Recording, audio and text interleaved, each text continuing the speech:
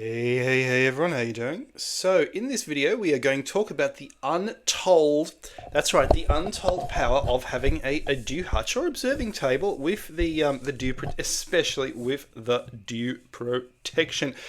It is absolutely amazing. You won't find, you'll find videos all about technology, right? But so that's why I thought I'll make a video about this ultimate technology. Something to protect both your eyepieces and your books from the dew. And you're going to say, Charlie, why the hell would I want to take books? I can look at books at home. Why do I need to take books? One reason you might want to take books is that you can compare what the photo is on the book with what you're seeing through your eyepiece of your telescope. And you can find features of the dark sky object or the planet in the book, and you can just compare that direct with the telescope. You can have a red light headlamp. You can look at the book. You can look at what's on the Messier album. So that's what this video is about. I'll follow up with some on-field videos, some miscellaneous videos as we do in the last video, just some from the field, because I did take this out about 70 kilometers from the center just last night, and yeah. So a dew hutch like this, it's basically a table with some rods sticking up out of the table and a big plastic bag over the top or something like that, or a piece of just black polyester or something, and room for you to work. And guess what? I found that the eyepieces that were in there overnight did not get dewy. The books I put back in the car, I didn't want to risk those. Now, what is dew? So as the sun was setting, everything started getting extremely dewy, and there was a very cold south wind from the sea. And so I thought to myself, I guess the dew must be carried by this strong wind. Later on, that wind stopped, so I guess we were getting more dry air from the deserts of Central Australia, and it just ceased to get colder. And so it was a warm night, just needed a blanket, really, and maybe a sleeping bag as well, which is what we used. So, yeah, just incredible, just incredible. Now, the untold power of the dew hutch, and this dew obviously possibly carried by watery wind from the sea. Now you want to therefore protect it from wind. So this black layer, it gives you some protection from the wind basically, and so the objects inside cannot get dewy. Now, lots of people, especially the advanced ones, they'll have an aluminum case and they'll take the eyepieces in and out of that case, opening and closing it all the time. What I recommend instead, if you can be bothered bringing a table, because it's not easy to bring a table, right? It's not easy. But if you can be bothered bringing a table, what you can do, you just put all the eyepieces on the table inside the dew hutch. And then, how do you know which eyepiece you're looking for? You will want to have an LED inside the dew hutch hanging up from the top, or two. I recommend even two LEDs, red. So to make them red, what you do, you pull a red balloon over the front and tape it down. A red balloon. Now people say, I've tried with a marker, I've tried with the other things. It's not as good as a red balloon. So that and two red balloons, maybe two or even three LEDs in there, and just keep those on for the entire observing session. And you're going to say, Charles, why the hell would I want to do that? I'll ruin my vision. I won't see nothing. Look, it's highly unlikely you're not going to see any lights. There's always light when you're observing. Even if you're on a farm, there's light from the farmers, whatever. There's light from the street nearby. There's light from the phone if you're using Astro Hopper or Star Sense or whatever you're using.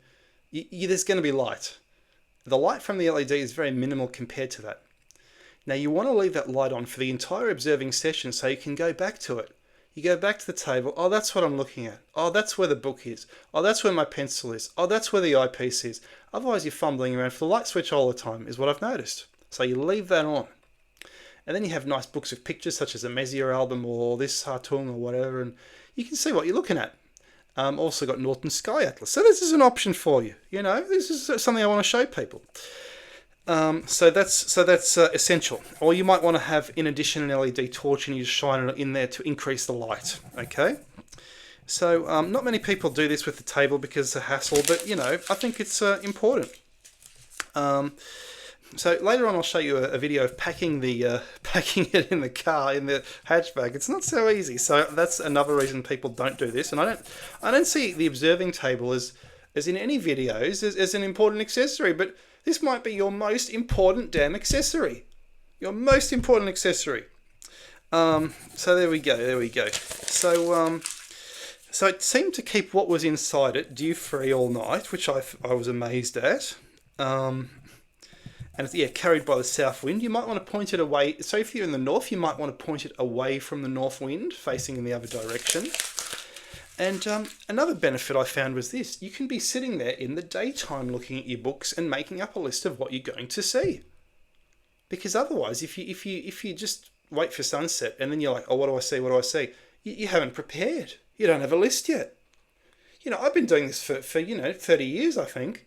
And often I'm always unprepared. I'm like, I don't know what to look at. I don't have any information with me. I've got my telescope. Now what? And this is the biggest problem of all. You want to have a big fat list. So, and another thing I noticed, it gives you more confidence. When I was sitting at the table making a list and all this, I feel like I'm a great British explorer of the 19th century. I feel like I'm on a scientific expedition.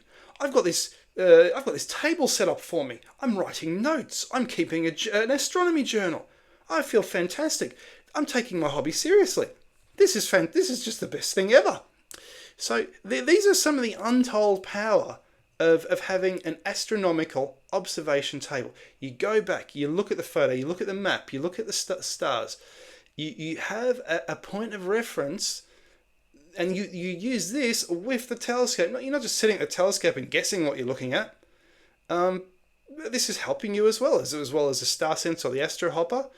Absolutely, or the Go-To. This is absolutely fantastic. Anyway, I'll show you the miscellaneous videos now from the field and just some packing ideas for your hatchback or whatever you're using. All right, cheerio, guys. Okay, peeps, this video might be about some camping ideas on how to pack things if you have a small car or hatchback. Now, apparently it's going to clear tonight. So on this chance, I'm going with my bro, we're taking the small telescope. So, look, first thing to do, something like this, a bag on top of the car and secure it. Just for all the softer stuff, the camping stuff, tent and all that. That can give you more space.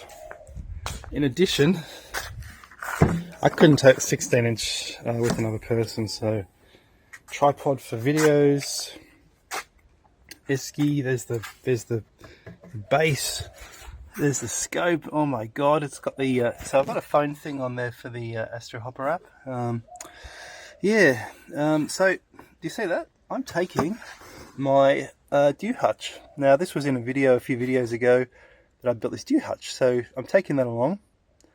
And the reason is I want like a table. I found there was no table for my books. I had to put it on the wet car or put it back in a box all the time, take it out of the box. With this you can hang up a light, and it's like a semi-indoors environment, protects your eyepieces and everything from the dew. So I'm going to set that up, but it takes up an enormous amount of space in the car. So yeah, that's a problem. Yeah, anyway. So yeah, so bag on top, highly recommended, and every hatchback can have roof racks. I got some aftermarket ones. Yeah. Cheerio. So yet another good use for the dew hutch. Before you start observing, like the sun is starting to set, make a list of what you want to see. There's Hartung's book, and find where they are, and let's see. We want to see beautiful sombrero. We want to see that the radio galaxy, that amazing 5128, 47 Tucana. Just making a list of things to type into the Astro Hopper app. So yeah. Anyway, so so much stuff to see. It's just unbelievable. It's just got the Messier album over there. Just absolutely incredible, guys. So this is the way to do it. Yeah, why not? So it's actually downhill every way, which tells me, and it was just driving all the way uphill. There's my bro. So we're on the top of a mountain. This is already dewing up. It's getting dewy already. The sun has only just set. So keeping the eyepieces in there for now. I might even do that. Oh, hi, I didn't see you there. So anyway, what we have here is a little interesting setup. So I'm here camping with my bro and brought the 8-inch, you know, because it fits if you bring in this. But actually, this is a lot of hassle. You see, there's a box and this folds up into a box, but actually, it's really useful because you can sit here even in the daytime and you can go through your observations, you can go through your star charts. There's my pencil. I'm marking out, you know, what I've seen, what I want to see, what I want to look at possibly. You can do all this at the table. I've got I've got cartons. I've even got the Messier album, so I can see what objects I might want to look at. So farm next to the it's next to the state park, and yeah, got the Northern Star Atlas as well, and yeah, ready to go. That sun will set in an hour or half an hour or something like that. So yeah, we will try and see some galaxies in the 8-inch.